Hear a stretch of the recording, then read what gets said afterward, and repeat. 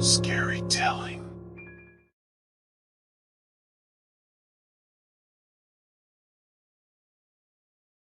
A few years ago, I was putting my friend's daughter to bed for the night. She was about 3 at the time, and she loved to hear bedtime stories. But that night, something strange happened. As I was telling her a story, I heard a strange noise coming from outside the room. It sounded like someone was tapping on the window. At first, I thought it was just a tree branch or a bird, but the tapping continued, growing louder and more persistent. I tried to ignore it, but the little girl grew more and more agitated. She clutched at me, her eyes wide with fear. I knew I had to investigate. As I made my way to the window, I felt a chill run down my spine. I could see a figure outside, a shadowy silhouette in the darkness. It was a man, dressed in old-fashioned clothes, with a hat and coat that looked like they were from a different era.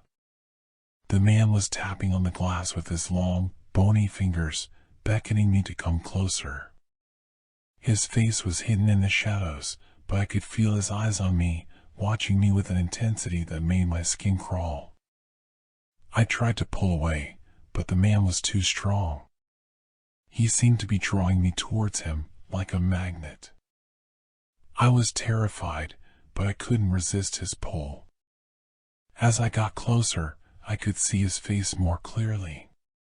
It was a face that was both familiar and yet completely foreign. His eyes were hollow and dark, his skin pale and stretched tight over his skull. His lips were thin and twisted into a cruel grin. I knew that I was in the presence of something that was not human, something that was not of this world. The man spoke to me in a voice that was low and gravelly, and I could feel his words echoing in the depths of my soul. He told me that he had been waiting for me, that he had come to take me away. He said that he had been watching me for a long time, and that I had been chosen for a special purpose. I tried to run, but the man was too quick. He grabbed me by the arm, and I felt his cold fingers wrap around my wrist like a vice. He pulled me towards him, and I could feel his breath on my face.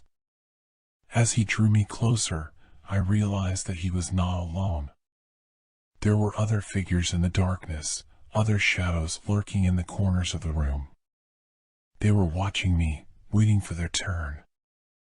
I knew that I had to fight, that I had to resist the man's pull.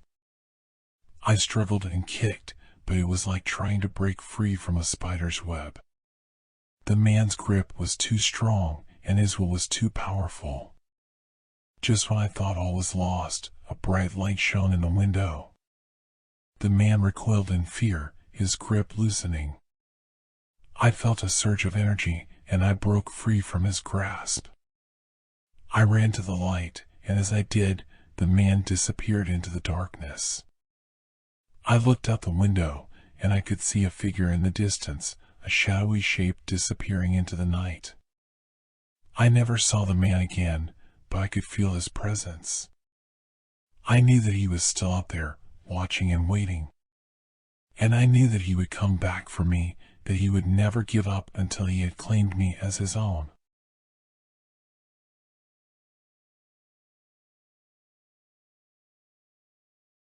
It was supposed to be a romantic weekend getaway for Anna and her boyfriend, Jake.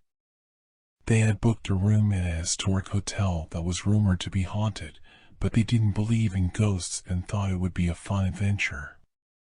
As they settled into their room on the top floor of the hotel, they noticed that the room was a bit chilly and had an odd smell.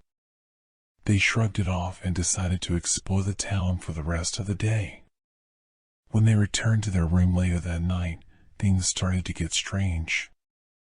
Anna heard a knocking sound coming from the closet, but when she opened it, there was no one there. Jake started to feel as if he was being watched, and they both felt a chill run down their spine. As they tried to fall asleep, they heard strange noises, like footsteps and whispered voices. Anna saw a figure moving in the corner of her eye, but when she looked, there was no one there. The next day, they decided to ask the hotel staff about the strange occurrences. The staff members looked uneasy, but they brushed off the concerns and said that there was no such thing as ghosts. However, they did mention that the room they were staying in had a history of strange incidents. That night, things escalated. The knocking in the closet became more insistent, and they could hear the sound of someone pacing back and forth in the room above them. They tried to leave the room, but the door wouldn't budge. As they sat on the bed, the temperature dropped and they could see their breath. The air around them seemed to be thick with a chilling mist, and they could see the figure of a woman in a white dress standing in the corner. Anna and Jake were paralyzed with fear as the woman floated towards them. Her eyes were hollow, and she had a sinister smile on her face. She reached out to touch them, and they screamed in terror. The next morning, the hotel staff found Anna and Jake huddled together in the corner of their room, shaking and pale. They tried to explain what had happened, but the staff just looked at them with concern and fear. After that night, Anna and Jake never spoke of the incident again, but they both knew that they had come face to face with something evil. They left the hotel and never looked back, but the memory of the haunted hotel room stayed with them forever.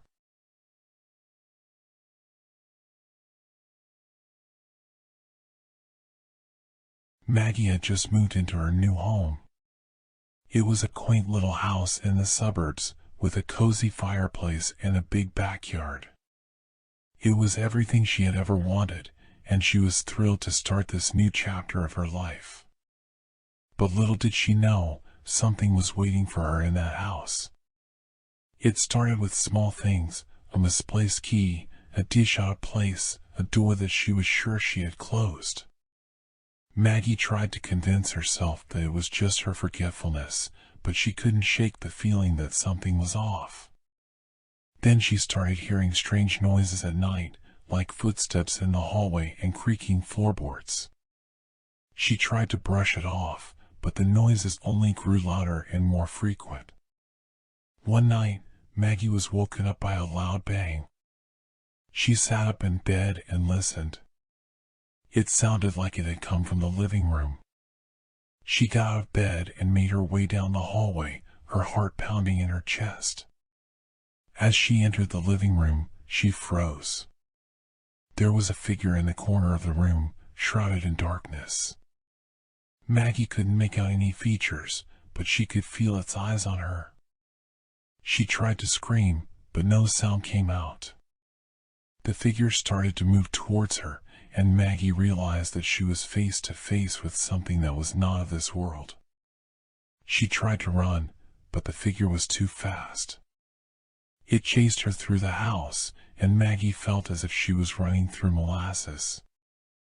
Every time she looked back, the figure was closer. Finally, she stumbled and fell, and the figure loomed over her. Maggie felt an icy coldness wash over her as the figure leaned in close. She couldn't move, couldn't scream. She was paralyzed with fear. But just as the figure was about to touch her, it disappeared into thin air. Maggie was left alone in the darkness, shaking with fear. She knew that she had to get out of that house. But as she made her way to the front door, she realized that it was locked from the outside. She was trapped.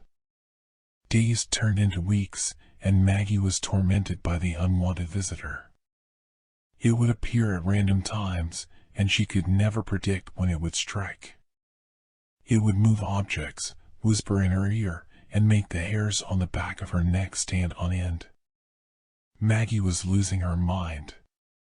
She couldn't sleep, couldn't eat, couldn't think. She was consumed by the fear of the unwanted visitor, and she knew that she couldn't live like this anymore. She decided to seek the help of a psychic, hoping that they could rid her of the unwanted visitor.